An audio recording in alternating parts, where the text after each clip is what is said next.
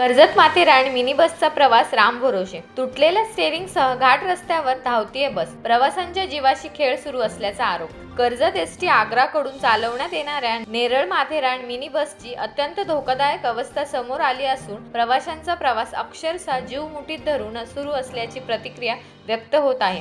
2013 मध्ये खरेदी करण्यात आलेली मिनी बस आजही घाटमार्गावर धावत असून तिचे स्टेअरिंग तुटलेल्या अवस्थेत असल्याचा आरोप सामाजिक कार्यकर्ते गिरीश पवार यांनी केला.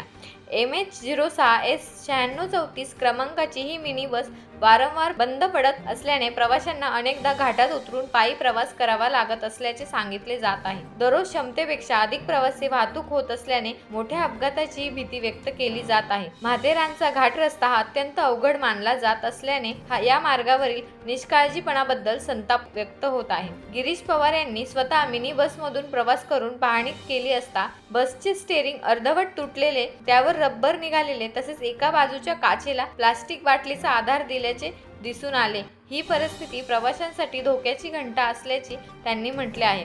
माथेरानसाठी तातडीने नवीन मिनी बस उपलब्ध करून द्यावी आणि प्रशासनाने या गंभीर प्रश्नाकडे लक्ष द्यावे अशी मागणी केली जात आहे.